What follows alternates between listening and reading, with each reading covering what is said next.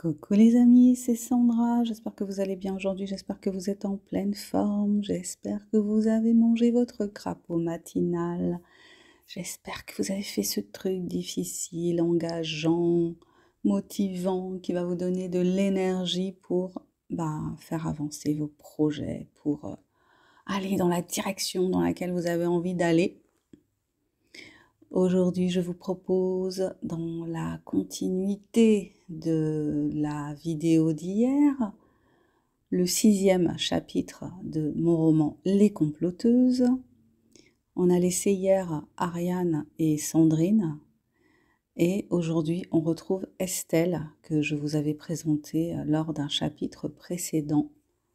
C'est parti!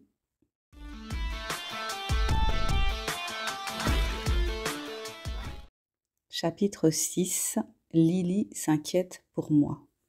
Il est revenu, souvent, et j'ai vite compris que c'était à cause de moi, ou pour moi, je ne sais pas quelle est la formule la plus adaptée.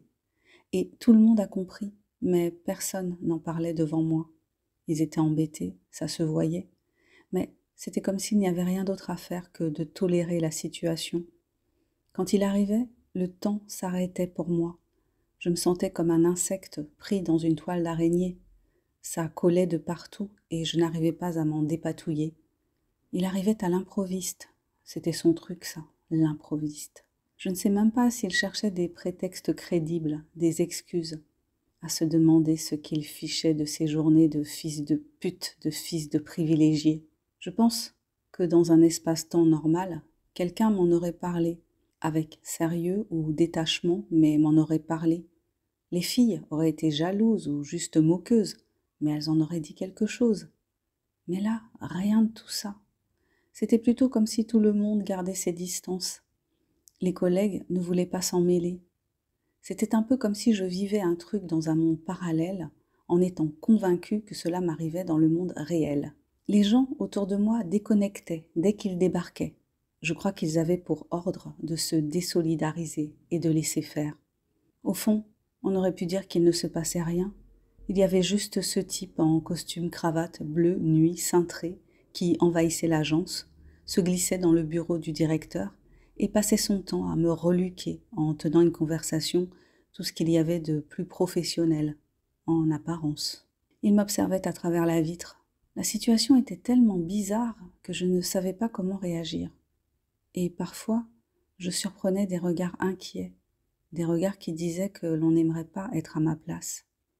Je n'ai même pas pu aborder le sujet avec Lily, celle avec qui je m'entends le mieux au bureau, une commerciale super speed, drôle et élégante qui adore me déléguer son administratif. Elle me fait rire et compense son abus de position hiérarchique, comme elle dit, en me refilant des tickets resto, des chocolats qu'elle glisse dans mon tiroir, des chèques cadeaux dont elle n'a que faire. Son mari dirige une banque, si j'ai bien compris, et elle travaille plus par habitude et pour se distraire que par nécessité.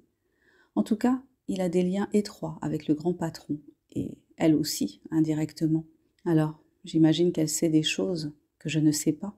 Parfois, je me demandais si ceux que je prenais pour de l'attention, nous ne venions pas du même milieu, j'aurais pu être sa petite sœur ou une enfant qu'elle aurait eue précocement, n'était que cela, vu la façon dont elle avait réagi quand elle avait surpris les yeux du fils du boss sur moi. Elle l'avait fixé, puis elle m'avait regardé, et je n'avais pas su comment réagir. J'avais tenté un vague sourire, mais son visage affichait une expression sombre. Elle avait pincé les lèvres, qu'elle a déjà fines et qu'elle essaye de gonfler à l'aide d'un maquillage qui a pour but de les rendre pulpeuses et brillantes. J'ai cru qu'elle allait me parler, dire quelque chose de la situation, et d'une certaine façon lui donner la normalité que j'avais besoin qu'elle ait. Un truc du genre, moi, je dis, le fils du patron me drague, il doit faire ça avec toutes les jolies minettes qui passent. Elle répond, il a l'habitude de chasser sur les terres de son paternel, c'est un séducteur, un dragueur, méfie-toi de ce gars, n'en attends rien, il a un sacré palmarès. Oui, c'était ça dont j'avais besoin, d'une banalisation de la situation, de la légèreté pour la ridiculiser, et que je puisse affirmer hors de question que je sorte avec lui. Si ça tourne mal, c'est-à-dire si je le largue ou s'il me largue, je perdrai mon job. Mais non, Lily n'a pas rendu la situation normale en la commentant et à sa tête, j'ai juste compris qu'il manquait une case à ce gars, que tout le monde le savait, mais qu'il était interdit d'en parler. Et j'ai aussi compris que Lily s'inquiétait pour moi.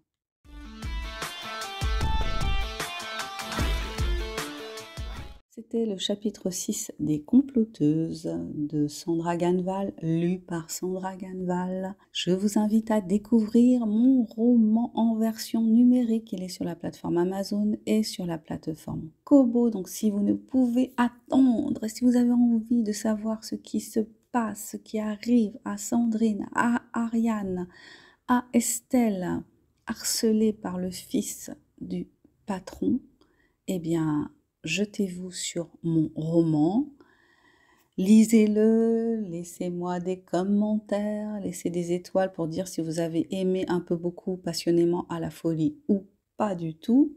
Mais en tout cas, laissez des commentaires et des étoiles. Je vous souhaite une super journée, je vous souhaite le meilleur. Prenez soin de vous, prenez soin de votre mental, vibrez haut et on se dit à demain pour la suite. Bye bye.